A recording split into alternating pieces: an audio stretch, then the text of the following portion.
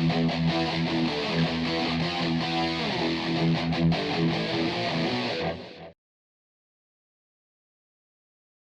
Friends, welcome to my YouTube channel dream for destination. नमस्कार दोस्तों, आपका मेरे YouTube channel dream for destination पर एक बार फिर से स्वागत है।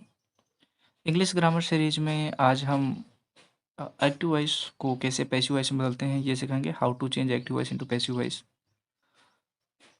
तो चलिए बिना किसी देरी के शुरू करते हैं, क्योंकि वैसे भी बोर्ड एग्जाम्स चल रहे हैं हाई स्कूल इंटर के, और अप्रैल 2022 में शायद एसएससी सीजीएल की भी परीक्षा है, जून में यूपीएससी और यूपीपीसीएस की भी परीक्षाएं हैं। तो इन सारी परीक्षाओं को ध्यान में रखते हुए मैंने ये बनाया है, ताकि आपको जल्दी से एक रिवीजन हो जाए, और अगर कहीं कुछ भूला भटका हो तो याद आ जाए फिर से, और आप अपनी परीक्षा को अच्छे से कर पाएँ। तो चलिए बिना किसी देरी के शुरू करते हैं। देखिए, जो एक्टिव वॉइस होते हैं, आपको बता दें, जो एक्टिव वॉइस है, एक्टिव वॉइस में ये बताया जाता है कि कौन काम कर रहा है, who is actually performing the work, who is actually doing the action. तो कौन वास्तव में काम कर रहा है उसके बारे में। जैसे मोहन खाना खा रहा है, इसमें खाना खाने का काम कौन कर रहा है, मोहन कर रहा है। डायरेक्टली हम बताते हैं Mohan is eating food, Mohan is having his meal, Mohan अपना खाना खा रहा है। तो ऐसा हम कहते हैं। जैसे कि डांस परफॉर्म कर रहा है, तो कौन काम कर रहा है, वह काम कर रहा है, तो उसके बारे में हम जानकारी देते हैं। सब्जेक्ट कौन सा काम कर रहा है उसके बारे में बताया जाता है। देखिए, सब्जेक्ट कहते किसे हैं, जो सब्जेक्ट होता है, तो सब्जेक्ट के लिए हम एक चीज़ ये समझ सकते हैं कि जिसके बारे में जानकारी दी गई हो, या जिसके बारे में बात की जा रही हो, या जो काम को कर रहा हो, उसे सब्जेक्ट कहते हैं। जैसे इस उदाहरण में देखें कि Ram is reading a book, तो राम किताब पढ़ रहा है। तो कौन किताब पढ़ रहा है, राम किताब पढ़ रहा है। तो पढ़ने का काम कौन कर रहा है, राम कर रहा है, इसलिए राम यहाँ पे सब्जेक्ट है। दूसरे में सी कॉल्ड हिम, उसने उसको बुलाया, मतलब वह एक लड़की है और जिसको बुलाया वो एक लड़का है, तो उसने एक उसको बुलाया। तो किसने बुलाया, उस लड़की ने बुलाया, तो इसलिए सी यहाँ पे सब्जेक्ट है। ठीक है। जैसे हम बात करें कि ही इज़ अ डॉक्टर, वह एक डॉक्टर है, तो यहाँ पे ये नहीं बताया जा रहा है कि काम क्या किया जा रहा है, बल्कि ये बताया जा रहा है कि वह एक डॉक्टर है। तो मैंने कहा जिसके बारे में जानकारी दी जाती है उसे सब्जेक्ट कहते हैं। तो वहाँ डॉक्टर कौन है, ही, इसलिए वो जो है सब्जेक्ट है। लेकिन देखिए, जब हम पैसिव वॉइस बनाते हैं ना, तो पैसिव वॉइस बनाते समय जो हमारा ऑब्जेक्ट होता है वो सब्जेक्ट बन जाता है। जो हमारा ऑब्जेक्ट होता है वो बन जाता है सब्जेक्ट। इसीलिए ज़रूरी है कि हम ऑब्जेक्ट को पहचानें किसी सेंटेंस में। जब तक हम किसी सेंटेंस में ऑब्जेक्ट को नहीं पहचान पाएंगे, तब तक हम उसका पैसिव वॉइस नहीं बना पाएंगे। तो this is very important to first identify what is object in a sentence. ठीक है। तो किसी सेंटेंस में एक भी ऑब्जेक्ट हो सकता है और दो भी ऑब्जेक्ट हो सकते हैं। ये हम जो है देखेंगे कैसे हम उसको पहचानते हैं। जब हमें ऑब्जेक्ट मिल जाता है तो उस ऑब्जेक्ट को पैसिव वॉइस में सब्जेक्ट बना दिया जाता है, मतलब उसको सब्जेक्टिव फॉर्म लिया जाता है। वो आगे चल के बताते हैं। पहले हम देखते हैं कि कैसे हम किसी भी सेंटेंस में ऑब्जेक्ट को पहचानते हैं। देखिए, जो भी काम हो रहा है, तो कौन सा काम हो रहा है, कौन काम कर रहा है, तो सब्जेक्ट हो गया। काम क्या हो रहा है, क्या काम हो रहा है, या एक्शन का प्रभाव किस पर पड़ रहा है। देखो, ऐसा है कि क्या काम हो रहा है और काम करने का प्रभाव किस पर पड़ रहा है, वह हमारा जो है ऑब्जेक्ट होता है। जैसे अभी पहले सेंटेंस देखिए कि Ram is reading a book, Ram किताब पढ़ रहा है। अब यहाँ राम क्या पढ़ रहा है, तो Ram is reading a book, Ram एक बुक पढ़ रहा है। तो अब बुक यहाँ पे ऑब्जेक्ट है। करता जो काम करता है, सब्जेक्ट जो एक्शन परफॉर्म करता है, एक्शन जिस पर परफॉर्म करता है उसे हम जो है कहते हैं उसे हम ऑब्जेक्ट कहते हैं। जैसे यहाँ पे क्या पढ़ा जा रहा है, बुक पढ़ी जा रही है, तो बुक यहाँ पे ऑब्जेक्ट है। उसी तरह दूसरे सेंटेंस के सी कॉल्ड हिम, तो उसने उसे बुलाया, उसने किसे बुलाया। तो अगर हम प्रश्न करें क्रिया से कि क्या काम हो रहा है, या अगर हम क्रिया से प्रश्न करें क्या, किसको, किसे, तो जो उत्तर मिलता है वो हमारा ऑब्जेक्ट होता है। तो दूसरे में ऑब्जेक्ट हिम है। सी कॉल्ड हिम, उसने उसे बुलाया, तो उसने किसे बुलाया, उसे बुलाया, तो उसे यहाँ पे हिम जो है यहाँ पे ऑब्जेक्ट है। पैसिव वॉइस बनाने के लिए जो पहली नीड होती है वो होती है ऑब्जेक्ट को पहचानना। ठीक है। आई होप अब आप ऑब्जेक्ट को पहचान सकते हैं। अगर आप ऑब्जेक्ट को पहचान सकते हैं तो चलिए आगे बढ़ते हैं। देखिए, एक चीज़ और ध्यान देने वाली है कि पैसिव वॉइस में हमेशा जो पैसिव वॉइस होती है उसमें जो मेन वर्ब होती है ना, उसका हमेशा पास्ट पार्टिसिपल फॉर्म या थर्ड फॉर्म यूज होता है। अगर आप वर्क के बारे में नहीं जानते हैं तो वर्क के बारे में हम एक दूसरी वीडियो लेकर आ जाएंगे। अगर आप जानना चाहते हो तो कमेंट में ज़रूर बताइएगा कि क्या हम आपको वर्ब के बारे में बताएं कि नहीं, कि वर्ब कितने टाइप की होती है ना। प्राइमरी वर्ब क्या है, सेकेंडरी वर्ब क्या है, ऑक्सिलरी वर्ब क्या है, मेन वर्ब क्या है, फाइनाइट वर्ब क्या है, नॉन फाइनाइट वर्ब क्या है, इन सब चीज़ों के बारे में हम वीडियो बना देंगे अगर आप कमेंट करेंगे तो। ठीक है। तो क्या होता है कि पैसिव वॉइस में हमेशा जो मेन वर्ब होता है, हमेशा मतलब जो आपका सेंटेंस है किसी भी टेंस का हो, हमेशा उसमें वर्ब का, मेन वर्ब का पास्ट पार्टिसिपल फॉर्म या थर्ड फॉर्म यूज होता है। अब बात करते हैं कि एक्टिव वॉइस का सेंटेंस स्ट्रक्चर कैसा होता है और फिर पैसिव वॉइस का सेंटेंस स्ट्रक्चर कैसा होता है। देखो, एक्टिव वॉइस में पहले सब्जेक्ट है, फिर हेल्पिंग वर्ब होता है, हेल्पिंग वर्ब के बाद नॉट, हमेशा पहले हेल्पिंग वर्ब के बाद नॉट लगता है, ये ध्यान रखने वाली बात है। उसके बाद मेन वर्ब होता है, उसके बाद ऑब्जेक्ट होता है, उसके बाद कॉम्प्लीमेंट। इसमें से जैसे कुछ चीज़ें हो भी सकती हैं, कुछ चीज़ें नहीं। पहली बात तो सब्जेक्ट होगा, कंपलसरी सब्जेक्ट होगा ही होगा। ठीक है। मेन वर्ब होगा ही होगा और ऑब्जेक्ट होगा ही होगा, तभी पैसिव बन पाएगा। ठीक है, तभी पैसिव बन पाएगा। लेकिन एक्टिव वॉइस में सब्जेक्ट होता है, हेल्पिंग वर्ब हो भी सकता है, न हो सकता है और ना लिखा गया हो। जैसे प्रेजेंट इंडेफिनिट टेंस में नहीं लिखा जाता है, पास्ट इंडेफिनिट टेंस में नहीं लिखा जाता है, जब तक कि सेंटेंस नेगेटिव या इंटरोगेटिव ना हो तब तक। उसके बाद अगर निगेशन है तो नॉट लिखा जाएगा, अदरवाइज नहीं लिखा जाएगा। मेन वर्ब रहता ही रहता है। उसके बाद ऑब्जेक्ट रहेगा, अगर मेन वर्ब है तो ऑब्जेक्ट रहेगा, अगर मेन वर्ब नहीं रहता है तो कॉम्प्लीमेंट रहता है। ये ध्यान देने की बात है। ठीक है। तो जिसमें मेन वर्ब नहीं रहता है उसमें कॉम्प्लीमेंट रहता है, जिसमें मेन वर्ब रहता है उसमें ऑब्जेक्ट रहता है। ये ध्यान देने वाला है। मेन वर्ब है तो कॉम्प्लीमेंट, ऑब्जेक्ट के बाद कॉम्प्लीमेंट आता है। ठीक। अब पैसिव वॉइस में क्या होता है? देखिए, पैसिव वॉइस में क्या करते हैं, जो एक्टिव वॉइस वाला ऑब्जेक्ट, जैसे अभी हम पिछला वाला उदाहरण लें कि इसमें अगर आप देखें कि Ram is reading a book, है ना। तो इसमें सब्जेक्ट क्या है? राम। सब्जेक्ट क्या है? राम। इज क्या है? Helping verb. और रीडिंग क्या है? Main verb. उसके बाद अ बुक क्या है? ऑब्जेक्ट। ठीक है। तो इसमें क्या क्या चीज़ें हैं? इसमें सब्जेक्ट है, इसमें सब्जेक्ट है, हेल्पिंग वर्ब है, मेन वर्ब है, ऑब्जेक्ट है। इसमें नॉट नहीं है और इसमें कॉम्प्लीमेंट भी नहीं है। दूसरे में देखते हैं, सी जो है सब्जेक्ट है, कॉल्ड मेन वर्ब है और हिम ऑब्जेक्ट है, इसमें हेल्पिंग वर्ब भी नहीं है। ठीक है।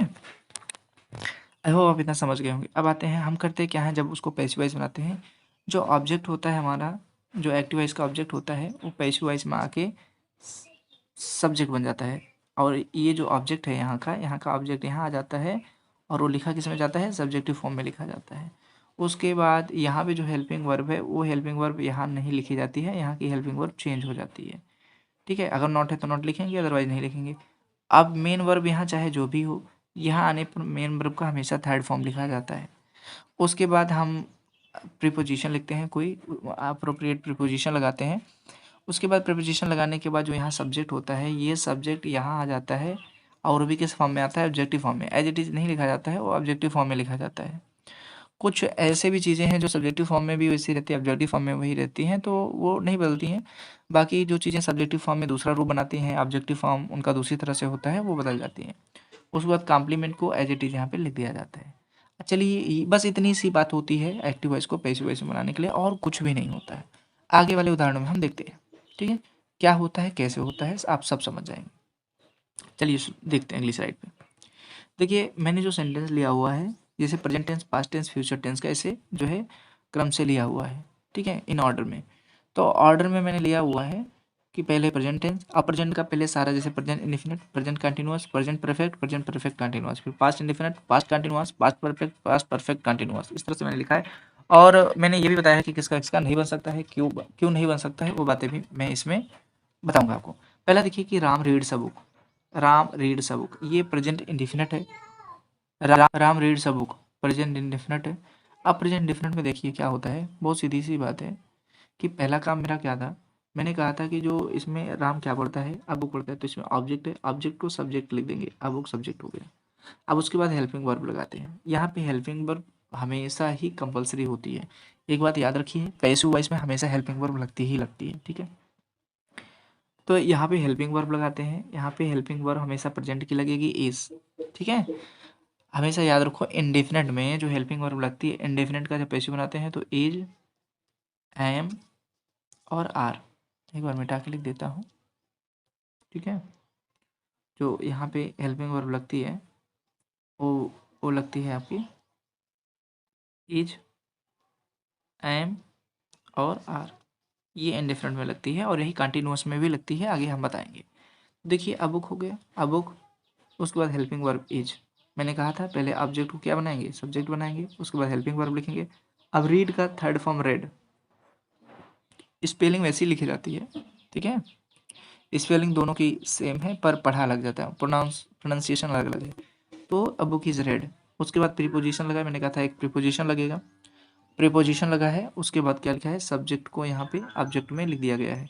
तो राम एक ऐसा सब्जेक्ट है जो ऑब्जेक्ट में भी वैसा ही लिखा जाएगा, इसलिए वैसा ही लिखा गया है। तो देखिए जब कोई व्यक्ति काम करता है तो उसके पहले, जब किसी व्यक्ति द्वारा काम किया जाता है तो उसके पहले हम बाय लगाते हैं, ठीक है, क्या लगाते हैं, बाय लगाते हैं।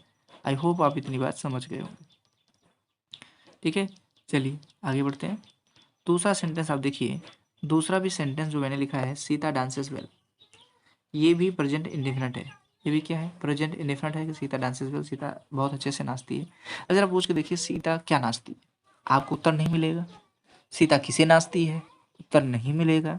सीता किसको नाचती है, उत्तर नहीं मिलेगा। तो अगर आपको क्या किसे किसको करने पर कोई रिप्लाई नहीं मिलता है, कोई आंसर नहीं मिलता है, तो उसमें ऑब्जेक्ट नहीं होता है। तो इसमें ऑब्जेक्ट नहीं है तो फिर क्या है, इसमें एडवर्ब है। सीता डांसेस वेल, सीता अच्छे से नाचती है, तो ये क्या है, एडवर्ब है। मतलब कह सकते हैं ना कि हाउ डज सीता डांस, तो सीता डांसेस वेल, सीता कैसे नाचती है, सीता बहुत अच्छे से नाचती है। तो इसलिए यहाँ पे क्या है, यहाँ पे ऑब्जेक्ट नहीं होने से इसका पैसिव वॉइस पॉसिबल नहीं है, ठीक है। अब देखते हैं हम प्रेजेंट कंटिन्यूअस टेंस लेते हैं। प्रेजेंट कंटिन्यूअस पे कि पीपल आर अब्यूजिंग डेकॉइट, लोग जो है डाकू को गालियाँ दे रहे हैं। अब ध्यान से समझना कि इसमें क्या है, सबसे पहले काम मैंने कहा था कि ऑब्जेक्ट को क्या बनाना है, सब्जेक्ट, डेकॉइट सब्जेक्ट बन गया। उसके बाद हेल्पिंग वर्ब लगानी है, तो मैंने कहा था कि चाहे इंडेफिनिट हो और चाहे कंटिन्यूअस हो, हमेशा इज एम आर ही लगेगा अकॉर्डिंग टू सब्जेक्ट। अब यहाँ पे डेकॉइट सिंगुलर है इसलिए इज लगा है ना, तो कह सकते हैं डेकॉइट इज। अब देखो यहाँ पे अब्यूजिंग है, अब्यूजिंग का आई एन जी बी के साथ लगा देते हैं, ठीक है, आई एन जी किसके साथ लगा देते हैं, बी के साथ, तो डेकॉइड इज बीइंग, ठीक है। अब ये अब्यूज बन जाएगा, आई एन जी बी के साथ लगे, बी के बन गया अब्यूज, अब्यूज का थर्ड फॉर्म अब्यूज्ड, तो डेकॉइड इज बीइंग अब्यूज्ड। अब सारी चीज़ें हो गई, उसके बाद प्रीपोजिशन बाई, पीपल बने लोग, तो dacoit is being abused by people, ठीक है। आई होप आप समझ गए होंगे। तो जब कोई व्यक्ति कोई काम कर रहा, जब कोई व्यक्ति कोई काम कर रहा है तो उसके पहले क्या लगाते हैं, प्रीपोजिशन में बाय लगाते हैं, ठीक है, क्या लगाते हैं, बाय लगाते हैं। अगला देखते हैं, याद रखिए हमेशा जो कंटिन्यूअस टेंस को हम लोग उसको पैसिव वॉइस बनाएंगे, तो जो उसका जो मेन वर्ब में आईएनजी रहता है वो बी के साथ लग जाता है। हेल्पिंग वर्ब के बाद बी लिखकर उसमें आईएनजी लगा दिया जाता है। जैसे यहाँ पे इज हेल्पिंग वर्ब है और उसके लिखने के बाद तुरंत बी लगाकर आईएनजी लगा दिया गया बीइंग, उसके बाद वर्ब का जो है थर्ड फॉर्म लिखा जाता है। कंटिन्यूअस में ऐसा होता है, याद रखिए जब भी उसमें मतलब प्रेजेंट पार्टिसिपल का वर्ब रहेगा, ये अब्यूजिंग क्या है, अब्यूजिंग क्या है, प्रेजेंट पार्टिसिपल है, और ये जो है बदल जाता है बीइंग प्लस पास्ट पार्टिसिपल में। उसके बाद अगला देखें कि ये है परफेक्ट का tense, she has given me a mango, she has given me a mango, उसने मुझे एक आम दिया है, ठीक है, ये परफेक्ट का टेंस है। तो देखिए सबसे पहले क्या करना है, इसमें हम ढूंढते हैं कि ऑब्जेक्ट क्या है, she has given me a mango, तो सी हैज़ गिवन व्हाट, तो she has given a mango, उसने एक आम दिया है, तो यहाँ अ मैंगो एक ऑब्जेक्ट है, ठीक है, इसलिए अमेंगो ऑब्जेक्ट को पहले सब्जेक्ट बना लेंगे, तो अमेंगो सब्जेक्ट हो गया। उसके बाद हेल्पिंग वर्ब लगानी है, तो हेल्पिंग वर्ब यही जो हैज़ हैव लगता है प्रेजेंट में वही लगता है परफेक्ट वाले में, तो प्रेजेंट परफेक्ट में हैज़ हैव लगता है। अब वो डिपेंड करता है सब्जेक्ट है, सब्जेक्ट सिंगुलर है तो हैज़ लग गया, ठीक है। उसके बाद आप जानते हैं कि उसके बाद हैज़ बीन लगाना है, क्या लगाना है, हैज़ बीन। पैसिव में परफेक्ट जब हम लिखते हैं तो हैज़ हैव लिखने के बाद बीन लगा देते हैं, अमेंगो हैज़ बीन, और उसके बाद गिवन, ये तो ऑलरेडी थर्ड फॉर्म में है तो गिवन ऐसे लिख दिया जाता है। उसके बाद मी यहाँ पे जो बचा हुआ था ऐसे लिखेंगे। उसके बाद हम लोग क्या लिखेंगे, बाई लगाकर प्रीपोजिशन लगा करके सब्जेक्ट, यहाँ पे देखो सी सब्जेक्ट है, उसका ऑब्जेक्टिव फॉर्म हर होता है, सी का ऑब्जेक्टिव फॉर्म क्या होता है, हर होता है, तो मैंने हर लिख दिया, ठीक है। तो ये बातें होती हैं, आप ध्यान से समझिए। हमेशा परफेक्ट टेंस में क्या है कि हैज हैव के बाद बीन लगा देते हैं, बस इतना ध्यान रखना है, ठीक है। जैसे कंटिन्यूअस में क्या लगा देते हैं, हेल्पिंग वर्ब लिखने के बाद बीइंग लगा देते हैं, वैसे ही परफेक्ट टेंस में हेल्पिंग वर्ब लगाने के बाद बीन लगा देते हैं, इतना आपको ध्यान रखना है, ठीक है। अब इसमें देखिए दो ऑब्जेक्ट है, अगर हम प्रश्न करें कि उसने क्या दिया, तो उसने एक मैंगो दिया है। अगर हम प्रश्न करें उसने किसको दिया है, तो उसने मुझे दिया है। मैंने कहा था क्या किसको किसी प्रश्न करने पर जो रिप्लाई मिलता है, जो आंसर मिलता है वो ऑब्जेक्ट होता है। तो इसमें किसको भी प्रश्न करने पर आंसर मिलेगा और क्या प्रश्न करने पर भी आंसर मिलेगा। उसने क्या दिया, मैंगो दिया, ये भी आंसर मिलता है। उसने किसको दिया, मुझे दिया, तो मुझे, मी भी एक ऑब्जेक्ट है। तो अतः मी को लेकर भी हम इसको पैसिव वॉइस बना सकते हैं। किसी भी ऑब्जेक्ट को आप आगे रख करके पैसिव वॉइस बना सकते हैं। मी देखिए ऑब्जेक्टिव फॉर्म में है, इसका सब्जेक्टिव फॉर्म होता है आई का क्या होता है, ऑब्जेक्टिव फॉर्म मी होता है, ठीक है। वी का क्या होता है, वी का होता है अस, वी का क्या होता है अस, ठीक है। और यू का यू ही होता है। अगर यू का लिखें, यू सब्जेक्ट में भी ऐसा लिखा जाता है, ऑब्जेक्ट में भी यू का यू लिखा जाता है। ही की बात करें तो ही जो है सब्जेक्ट में ही रहता है और ऑब्जेक्टिव फॉर्म में हिम रहता है। तो याद रखिएगा ये सारी चीज़ें। और सी का हर हो जाता है, ठीक। तो ये क्या है कि she has given me a mango. तो मैंने पहले बताया कि आप लिख सकते हैं a mango has been given me by her. या आप अगर मी को ऑब्जेक्ट मी ऑब्जेक्ट को सब्जेक्ट बनाते हैं तो मी का सब्जेक्टिव फॉर्म हो जाएगा आई। उसके बाद आई के साथ हैज़ नहीं लगेगा, हैव लगता है, आप जानते हैं आई हैव। उसके बाद मैंने बताया था परफेक्ट में बीन लगा देते हैं, जैसे कंटिन्यूअस में बीन लगा देते हैं हेल्पिंग वर्ब के बाद, वैसे परफेक्ट में हेल्पिंग वर्ब के बाद बीन लगा देते हैं, ठीक है। हमेशा परफेक्ट में, चाहे जिसका परफेक्ट हो, चाहे प्रेजेंट परफेक्ट हो, चाहे पास्ट परफेक्ट हो, चाहे फ्यूचर परफेक्ट हो, बीन ही लगेगा। उसी तरह चाहे प्रेजेंट कंटिन्यूअस हो, पास्ट कंटिन्यूअस हो, फ्यूचर कंटिन्यूअस हो, हमेशा हेल्पिंग वर्ब के बाद बीइंग लग जाता है, ठीक है। तो आई के साथ हैव लगता है, आई हैव, उसके बाद बीइंग लगा दिया मैंने। उसके बाद इसमें ऑलरेडी थर्ड फॉर्म लिखा रहता है तो गिवन गिवन लिख दिया। उसके बाद यहाँ पे अ मैंगो है तो अ मैंगो मैंने लिख दिया, क्योंकि वर्ब के बाद ऑब्जेक्ट लिखा जाता है। उसके बाद सब्जेक्ट को प्रीपोजिशन लगा के यहाँ लिख दिया बाई हर, ठीक है। उसके बाद अगला सेंटेंस देखें, ही हैज अ कार, है ना। ही हैज अ कार, आप बता सकते हैं कि ये कौन सा टेंस है, प्रेजेंट है कि पास्ट है फिर वैसे भी आप जानते हैं कि हैज प्रेजेंट में आता है, प्रेजेंट तो है लेकिन प्रेजेंट का इंडिफिनिट है कि प्रेजेंट का कंटिन्यूअस है कि परफेक्ट है कि परफेक्ट कंटिन्यूअस। सोच के बताइए, वीडियो पॉज कर लीजिए, सोच लीजिए, फिर बताइए, तब हम आपको बताते हैं। देखिए ही हैज अ कार, उसके पास एक कार है या उसके पास एक कार रखी हुई है, ठीक है, ठीक है, समझ रहे हैं। तो यहाँ पे क्या है, ही हैज अ कार, ये इंडेफिनिट टेंस है। क्या है, इंडेफिनिट टेंस है। He has a car, he has what, उसके पास क्या है ना। व्हाट हैज ना, व्हाट डज ही हैव, ऐसा करेंगे, ध्यान से समझ। देखिए ही हैज अ कार, ये कौन सा टेंस है, ही हैज अ कार। तो ये आप सोच रहे होंगे ये परफेक्ट नहीं है जी, ही हैज अ कार, ही है। उसके बाद यहाँ पे वर्ब है, मेन वर्ब, ही हैज, ठीक है, क्या है, ही हैज। उसके बाद अ कार। तो यहाँ पे क्या है, ये कॉम्प्लीमेंट नहीं है। अगर आप प्रश्न भी पूछ के देखें कि उसके पास क्या है, तो उसके पास एक कार है, तो उसके पास क्या है का उत्तर मिल रहा है कि ही हैज अ कार। इसलिए अकार यहाँ पे ऑब्जेक्ट है, ऑब्जेक्ट है तो ये मेन वर्ब हुआ। मैंने कहा था ऑब्जेक्ट तभी आएगा जब मेन वर्ब रहेगा। तो हैज यहाँ पे मेन वर्ब है, तो है किस टेंस का, तो हैज आप जानते हैं प्रेजेंट है, ये प्रेजेंट इंडेफिनिट का है। क्या है, प्रेजेंट इंडेफिनिट का। प्रश्न पूछेंगे व्हाट, देखिए व्हाट अगर इसका हम इंट्रोगेटिव बनाए तो कैसे बनाएंगे, कि उसके पास क्या है, what does he have, what does he have, उसके पास क्या है, व्हाट डज ही हैव, ठीक है, ऐसा आप बना सकते हैं। व्हाट डज ही हैव, तो हम कह सकते हैं he has a car, he has a car. अब यहाँ देख रहे हैं ना, व्हाट डज ही हैव, तो डज से पता चल रहा है क्या है, प्रेजेंट इंडेफिनिट है। तो इसका पैसिव वॉइस क्या बनेगा, प्रेजेंट इंडेफिनिट की तरफ। ये जानबूझ के मैंने रखा ताकि आप इसमें कंफ्यूज ना हो, ये भी प्रेजेंट इंडेफिनिट है, ठीक है। हैज लिखने से कुछ ही परफेक्ट या परफेक्ट कंटिन्यूस नहीं बन जाता, हैज मेन वर्ब का भी रोल प्ले करता है, ठीक है, ये बात ध्यान में रखिएगा। तो क्या हो जाएगा, आकार यहाँ पे ऑब्जेक्ट है तो आकार यहाँ पे सब्जेक्ट बन जाएगा आकार। उसके बाद क्या लिख जाएगा, इंडेफिनिट वाली हेल्पिंग वर्ब लिखी जाएगी प्रेजेंट की। प्रेजेंट में मैंने बताया था प्रेजेंट हो चाहे कंटिन्यूस हो, हेल्पिंग वर्ब विजयमार लगता है तो कार के हिसाब से इज लगेगा। उसके बाद क्या मैंने कहा था कि मैंने कहा था वर्ब का थर्ड फॉर्म लगता है, तो हैज का थर्ड फॉर्म क्या होता है, had, has have had. Has है प्रेजेंट है और हैड इसका पास्ट पार्टिसिपल है, तो क्या लिखेंगे, ही अकार इज हैड, वर्ब का थर्ड फॉर्म हैड। और उसके बाद क्या लिखना, प्रीपोजिशन और फिर सब्जेक्ट को ऑब्जेक्टिव फॉर्म में, ही का ऑब्जेक्टिव फॉर्म हिम, अकार इज हैड बाई हिम, ठीक है। अगला देखते हैं हम लोग, अगला क्या है, अगले स्लाइड पे आते हैं। उसके बाद क्या है कि मैंने जो लिखा कि Ram has been reading a book since morning. देखिए नॉर्मली क्या कहा जाता है कि प्रेजेंट कंटिन्यूअस, क्या कहा जाता है कि प्रेजेंट प्रेजेंट कंटिन्यूअस टेंस का तो पैसिव वॉइस बनता है, लेकिन प्रेजेंट परफेक्ट कंटिन्यूअस का पैसिव वॉइस नहीं बनता है। पास्ट परफेक्ट कंटिन्यूअस का पैसिव वॉइस नहीं बनता है। फ्यूचर कंटिन्यूअस का पैसिव वॉइस नहीं बनता है। फ्यूचर परफेक्ट कंटिन्यूअस का पैसिव वॉइस नहीं बनता है, ऐसा कुछ किताबों में लिखा रहता है। नॉर्मली नहीं बनता है, मतलब जनरली नहीं बनता, बहुत रेयर होता है, ठीक है। पर ऐसा नहीं है कि इसको पैसिव वॉइस में नहीं बनाया जा सकता। ये चूंकि उतना बोला नहीं जाता है ना, बहुत रेयर इसकी ज़रूरत पड़ती है, इसलिए चूंकि बहुत रेयर इसकी ज़रूरत पड़ती है, इसलिए लोग कहते हैं इसका नहीं बनता है, पर इसका पैसिव वॉइस बनाया जा सकता है। देखिए कैसे, देखिए यहाँ देखिए, Ram has been reading a book since morning. Ram सुबह से किताब पढ़ रहा है, राम सुबह से कोई किताब पढ़ रहा है। क्या हम ऐसे नहीं कह सकते कि कोई किताब सुबह से पढ़ी जा रही है, कोई किताब सुबह से राम द्वारा पढ़ी जा रही है। तो पैसिव वॉइस तो यही है कि जब हम क्या कहते हैं, ऑब्जेक्ट को सब्जेक्ट बना देते हैं। कोई किताब, मैं ये कह रहा हूँ कि राम कोई किताब पढ़ रहा है, राम कोई एक्शन परफॉर्म कर रहा है एक्टिव वॉइस में। अगर हम ऑब्जेक्ट को महत्व देने लगे कि कोई किताब जो है पढ़ी जा रही है राम द्वारा, तो हो गया पैसिव वॉइस। ठीक है, अब देखिए क्या करेंगे। अब यहाँ पे अब क्या है, वर्ब है। अब हम पूछें कि राम सुबह से क्या पढ़ रहा है, तो राम सुबह से बुक पढ़ रहा है, एक किताब पढ़ रहा है, कोई किताब पढ़ रहा है, तो अब वो क्या है, ऑब्जेक्ट। अब बुक यहाँ पे बन जाएगा सब्जेक्ट, अब बुक।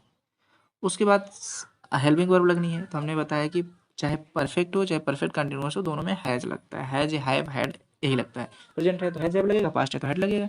तो अबुक हैज, अबुक हैज। उसके बाद मैंने कहा था कि हमेशा इसमें क्या लगेगा, बीन। अबुक हैज बीन, परफेक्ट है तब भी बीन लगता है, परफेक्ट कंटिन्यूअस है उसमें ऑलरेडी बीन रहता ही है। आप देखो ऊपर में बीन है, उसमें ऑलरेडी बीन रहता है, तो उसको जैसे एज इट इज उतार दिया मैंने कि अबुक हैज बीन। अब उसके बाद रीडिंग है, तो मैंने कहा जब रीडिंग प्रेजेंट पार्टिसिपल रहता है तो बीइंग लग के उसका जो है पास्ट पार्टिसिपल बना दिया जाता है। तो रीडिंग का आईएनजी जो है बी के साथ लग जाएगा, बीइंग, और रीड का क्या हो जाएगा, read. A book has been being read, a book has been being read, किसके द्वारा, बाई राम। कब से, सिंस मॉर्निंग। ठीक है, ये हो गया। तो ये चूंकि रेयर है पर बनाया जा सकता है। उसके बाद अगली बात करें कि ही वेंट टू आगरा, वो आगरा गया। अब ये सेंटेंस जरा आप ध्यान से देखिए कि ही वेंट टू आगरा। अगर हम यहाँ पे कहें कि वह आगरा गया, अगर हम पूछें वह क्या गया, उत्तर नहीं मिलेगा। वह किसे गया, उत्तर नहीं मिलेगा। वह किसको गया, उत्तर नहीं मिलेगा। अगर हम प्रश्न करें तो यहाँ पे ऑब्जेक्ट नहीं है, यहाँ पे ऑब्जेक्ट नहीं है, तो ये वेंटू के बाद आगरा जो लिखा है वो क्या है, वो है आपका एडवर्ब है। क्योंकि अगर प्रश्न पूछा जाए वह कहाँ गया ना, तो वो उत्तर आएगा कि वह आगरा गया। तो मैंने कहा था कि क्या, किसे और किसको प्रश्न पूछने पर जो उत्तर मिलता है वो ऑब्जेक्ट होता है, तो यहाँ पे उत्तर नहीं मिल रहा है, इसलिए ऑब्जेक्ट नहीं है यहाँ पे, ये आगरा एडवर्ब है, इसलिए इसका पैसिव वॉइस पॉसिबल नहीं है।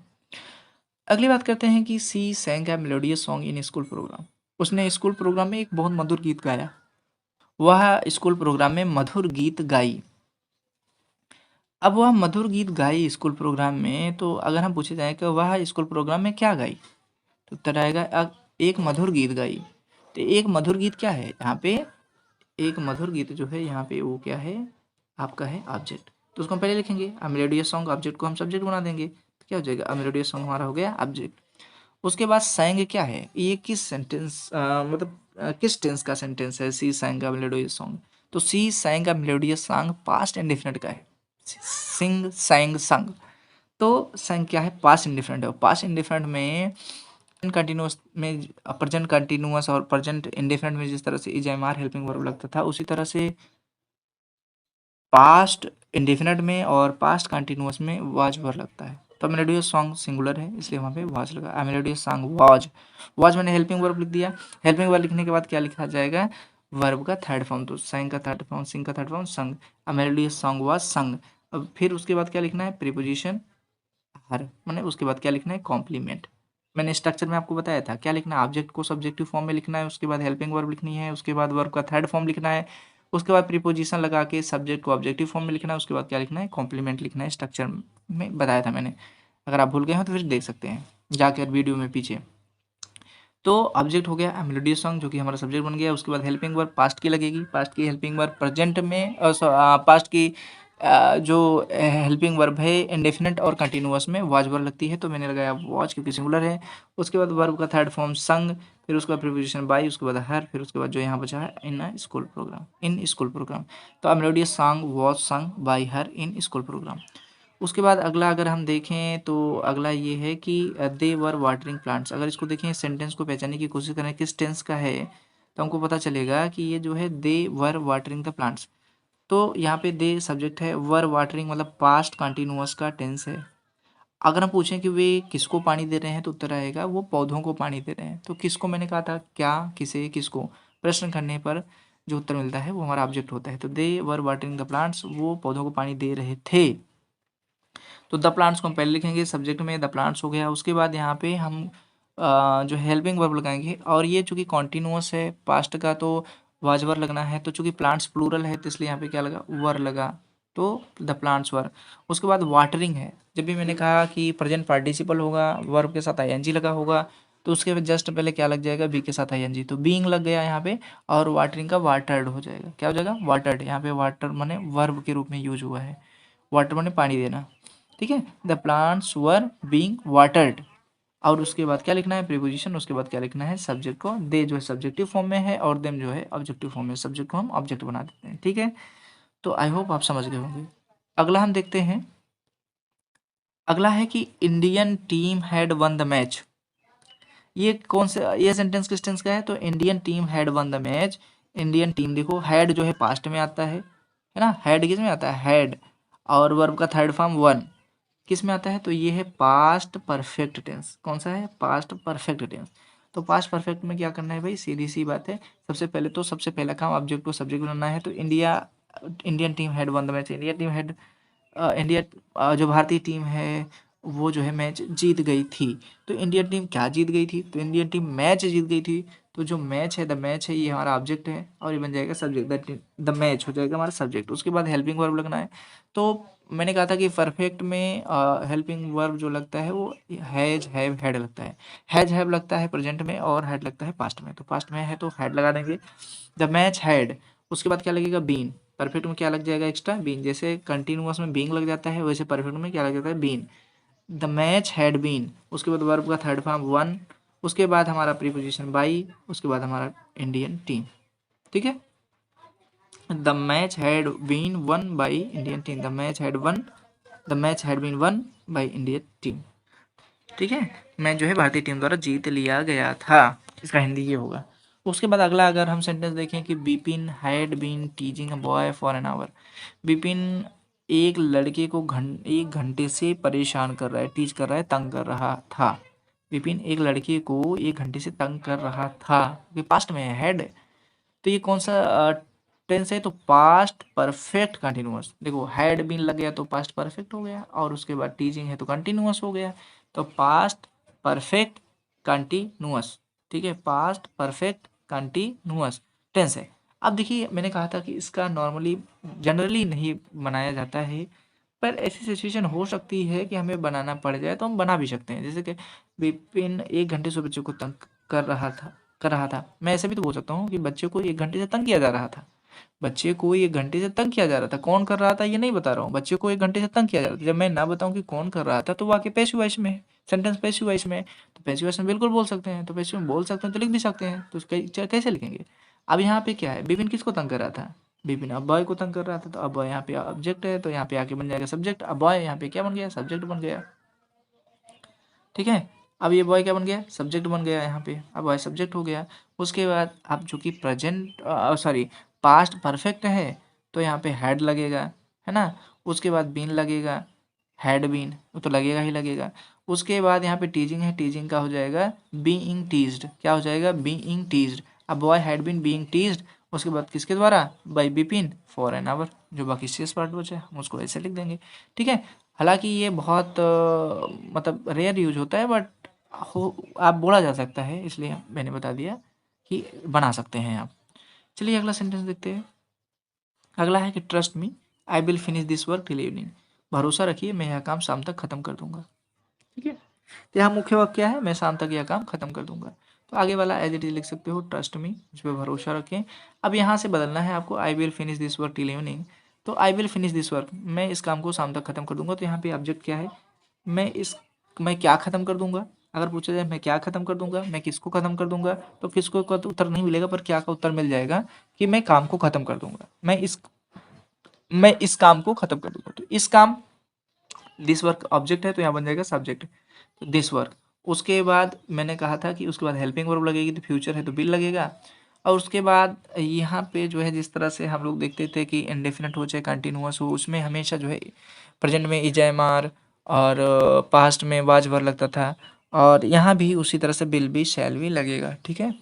हमेशा समझ लीजिए एक तरह से कि इंडेफिनिट हो चाहे कंटिन्यूअस हो, हेल्पिंग वर्ब हमेशा कंटिन्यूअस वाली लगती है ना। इंडेफिनिट हो चाहे कंटिन्यूअस हो, हेल्पिंग वर्ब जो है कंटिन्यूअस वाली लगती है। उसी तरह चाहे परफेक्ट हो चाहे परफेक्ट कंटिन्यूअस हो, वहाँ हेल्पिंग वर्ब जो है परफेक्ट वाली लगती है टेंस के हिसाब से। तो यहाँ पे देखिए, यहाँ पे कंटिन्यूअस वाली हेल्पिंग वर्ब लगेगी तो विल बी कंटिन्यूअस वाली हेल्पिंग वर्ब है, दिस वर्क विल बी।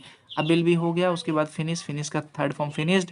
अब उसके बाद क्या लिखना है, किसके द्वारा खत्म किया गया, बाई मी, मेरे द्वारा, क्योंकि यहाँ आई यहाँ पे सब्जेक्ट है, यहाँ पे ऑब्जेक्टिव फॉर्म में मी हो जाएगा। उसके बाद जो शेष बचा है इसको लिखेंगे टिल यूनिट। ठीक है, लिख दिया। तो इस तरह से पैसिव उसका बन गया। अगला देखते हैं, अगला है they will be playing football at this time. They will be playing football at this time. अब ये देखिए सेंटेंस किस टेंस का है, तो दे विल, विल लगा है तो फ्यूचर है, सिंपल सी बात है। अब विल बी लगा है तो कंटिन्यूअस है। They will be playing football, वो फुटबॉल खेल रहे होंगे। टुमारो माने कल, एट दिस टाइम इस समय, वे कल इस समय फुटबॉल खेल रहे होंगे।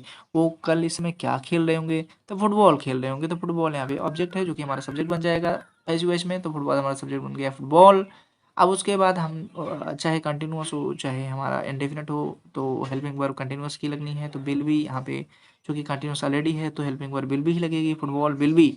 अब प्लेइंग है तो प्लेइंग का बीइंग प्लेड हो जाएगा। मैंने बताया था कि आईएनजी जो है बी के साथ जुड़ जाता है और वो वर्ब का थर्ड फॉर्म यूज किया जाता है, तो football will be being played. उसके बाद हम लगाते हैं प्रीपोजिशन, प्रीपोजिशन लगाने के बाद जो सब्जेक्ट है उसको हम बनाते हैं ऑब्जेक्ट, दे का हो जाएगा देम। ठीक है, तो football will be being played by them. अब बाकी जो चीज़ें यहाँ ऊपर लिखी हैं, टुमारो एट दिस टाइम, ऐसे नीचे हम उतार देते हैं। ठीक है, अगला देखते हैं, shall I have done this by now. अब इसको शैल फ्यूचर है, हैव डन तो परफेक्ट हो गया, तो ये क्या हो गया, फ्यूचर परफेक्ट टेंस। क्या हो गया, फ्यूचर परफेक्ट टेंस हो गया। तो shall I have done this by now, क्या मैं इसे अब तक खत्म कर लूंगा, क्या मैं इसे अब तक खत्म कर लूंगा, मतलब जो भी काम है क्या मैं इस मतलब इस समय तक इसको खत्म कर चुका रहूंगा, है ना। तो आप इसमें क्या करना है, कुछ नहीं करना है भैया, ऑब्जेक्ट को क्या बनाना है, सेल है। तो यहाँ पे क्वेश्चन, ये इंट्रोगेटिव सेंटेंस है तो इंट्रोगेटिव पैसिव वॉइस भी बनेगी। तो देखिए यहाँ पे सेल या विल में से कोई एक लगेगा, डिपेंड करता है कि ऑब्जेक्ट जो सब्जेक्ट बन रहा है वो क्या है। अब ये देखो, अगर मैं सेल हटा दूँ कि सेल को आई के बात कर दूँ कि I shall have done this, I shall have done this, मैं इसे कर चुका हूँगा, I shall have done this, मैं इसे कर चुका हूँगा, बाय नाउ अब तक, मैं इसे अब तक कर चुका हूँगा। तो आप ध्यान से समझिए कि मैं क्या कर चुका हूँगा, मैं इसे, इस दिस को, मतलब इसे कर चुका हूँगा, तो इसे जो दिस है, दिस है ना, तो ये यहाँ पे, यहाँ पे मैंने वर्क लगा दिया है, वर्क नहीं होना चाहिए क्योंकि ऊपर है नहीं, तो नीचे भी हटा देता हूँ मैं। ठीक है, अब सही है। तो देखिए क्या कर चुका हूँगा, इसे कर चुका हूँगा। ठीक है, तो इसे लिखेंगे दिस, क्या लिखेंगे दिस। अगर हम यहाँ पे दिस लिखेंगे, अगर हम यहाँ पे दिस लिखेंगे तो सिंपल सी बात है, अगर हम दिस लिखते हैं तो दिस के साथ विल ही लगेगा, सेल तो लगेगा नहीं, तो विल दिस हो जाएगा, विल दिस। बाकी हैव बीन है तो हैव बीन लिखा ही जाएगा, परफेक्ट है। उसके बाद क्या लिखा गया, हैव बीन लिखा जाएगा परफेक्ट में, मैंने कहा था कि हैव के साथ बीन लगा दिया जाएगा परफेक्ट में।